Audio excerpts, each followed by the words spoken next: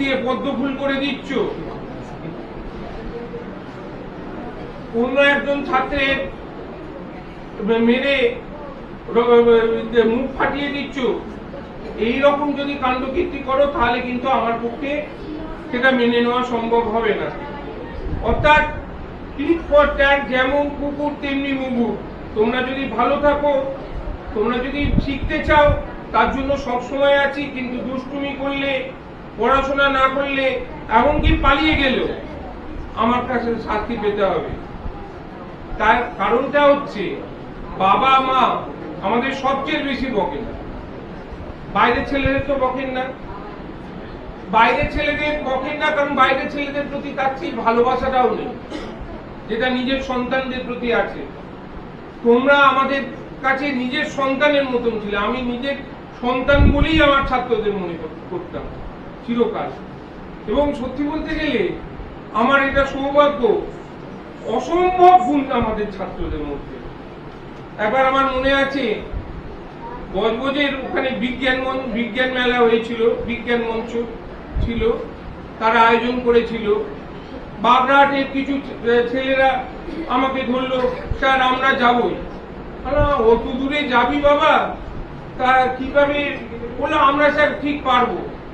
আমি বললাম যে বিজ্ঞান মেলায় যদি যেতে গেলে তাদেরকে ডেমনস্ট্রেশনের জন্য নানা রকম মডেল টডেল ইত্যাদি বানাতে হয়, সেখানে প্রদর্শন করতে হয়, প্রদর্শনী ওটা। তা আমাদের বাগড়াহাটের তরফ থেকে যদি ওরা প্রদর্শন করে তাহলে সেইভাবে তৈরি হতে হবে। তো সত্যিকারে বলতে গেলে সেই সময় দেবপ্রেম বাবু ছিলেন ফিজিক্সের টিচার, ভৌত বিজ্ঞানের টিচার। তা উনি ওদের কিছু মডেল টডেল একটু দেখিয়ে দিলেন, বাকি যাবতীয় কিছু লেখালেখি ইত্যাদি তারা নিজেরাই করলো। এবং কিছুটা টাকার বন্দোবস্ত আমি করে দিয়েছিলাম, তারা ওখানে যাতে যেতে পারে, ওখানে যাওয়া থাকা খাওয়ার একটা বন্দোবস্ত সেটা বিজ্ঞান মঞ্চ থেকেই করে দেওয়া হয়েছিল। তারা গেল এবং নিজেরা প্রায় নিজের থেকেই সব একটার পর একটা মডেল। একটা ছেলে তো একটা ক্রেন তৈরি করেছিল, ছোট্ট ক্রেন, সেখানে বালি তৈরি করে একটা জায়গা থেকে নিচ্ছে আর একটা জায়গায় ফেলছে। এইভাবে অদ্ভুত ভাবে আমি তো ভেবেছিলাম এরা কিছু হতে পারবে না, এরা তো অন্যরা সব সাজিয়ে বুঝিয়ে কত সুন্দরভাবে তাদের টিচাররা নানা রকম করে গাইড করে সুন্দরভাবে সেই মডেল তারা প্রদর্শনীটা করছে। আর বাগড়াহাটে তারা নিজেরাই, আমাদের ছেলেরা নিজেদের মতন করে সব ট্যাকশন লিখে সেখানে মেরে তারা বোঝাচ্ছে, দেখাচ্ছে, খুব সুন্দরভাবে ব্যাখ্যা করে বোঝাচ্ছে। যেদিন পুরস্কার বিতরণী হলো, অনুষ্ঠান হলো লাস্ট দিনে, সেদিন একে একে পুরস্কার দেওয়া হচ্ছে। আমাদের বাগড়াহাটের ওই ছেলে যে ট্রেন তৈরি করেছিল, ছেলেটা কিন্তু ক্লাসে ফেল করত, পড়াশোনায় বিরাট কিছু ভালো ছিল না, অথচ ওই বাড়ির সামনে একজন ট্রেন এসেছিল, ওটাকে দেখে দেখে সেইটাকে মাথায় নিয়ে নিজের থেকে ওই মডেলটা তৈরি করেছে।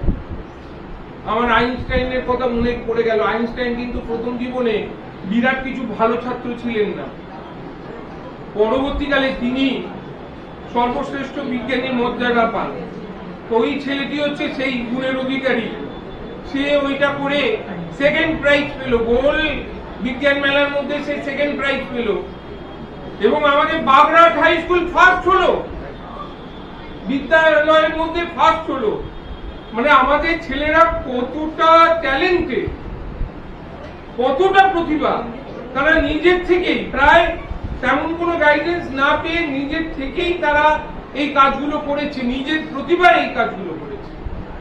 খেলার মাঠে যখন যেতাম, ফুটবল খেলা হতো, বাগড়াহাটের ছেলেরা যখন প্রতিযোগিতায় যেত, একটার পর একটা ম্যাচ জিতছে, এবং কি ভাঙা আনন্দ, তাদের কি উল্লাস। সত্যিকারে বলতে গেলে মানে সেই আনন্দে আমারও শরীর হওয়ার সুযোগ হয়েছিল। এত ভালো লাগতো, মনে হতো ওদেরই একজন যেন আমি হয়ে গেছি।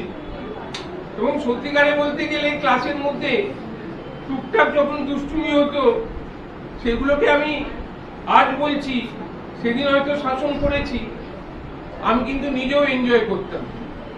বাচ্চাদের এই দুষ্টুমিগুলো, মজাগুলো মনে হতো ওদের সঙ্গে আমিও একাত্ম হয়ে যাই, একসঙ্গে ওদের সঙ্গে খুনসুটি করি, ওদের সঙ্গে নিজেদের খেলার শরিক হয়ে যায়। কিন্তু সেটা তো হওয়ার নয়, পুরো ক্লাসটাকে কন্ট্রোল করতে হবে এবং তার সঙ্গে সঙ্গে আমাদের শিক্ষাটাকে এগিয়ে নিয়ে যেতে হবে। তাই জন্য ক্লাসের মধ্যেও তোমরা দেখেছো বারে বারে সব টিচাররা, আমাদের সবচেয়ে মজার কথা হচ্ছে, আমি আমার কথা বলছি না, এখানে যারা শিক্ষক শিক্ষিকা আছে অত্যন্ত উচ্চমানের, গ্যালাক্সি বললে ভুল বলা হয়, মানে অতি মানে তারা উজ্জ্বল নক্ষত্রের মতো, তারা পাঠদান করতে পারে।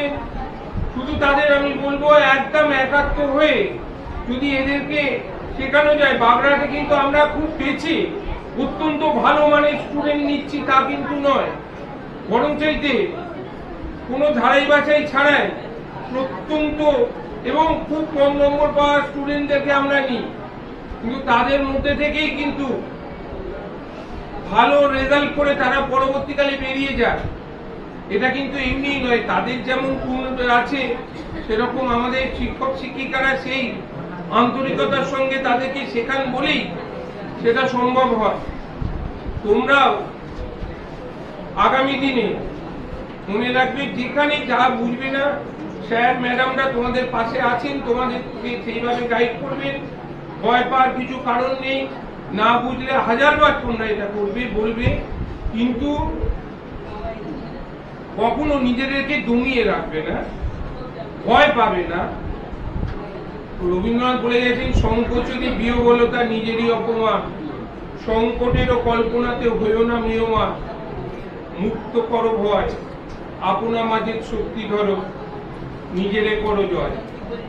নিজেদেরকে জয় করতে হবে এবং আগামী দিনে ভারতের ভবিষ্যৎ তোমরাই, দেশের ভবিষ্যৎ তোমরাই, সেইভাবে নিজেদেরকে সমৃদ্ধ করে দেশকে এগিয়ে নিয়ে যাবে, এই আশা রেখে আমি আমার বক্তব্য শেষ করব।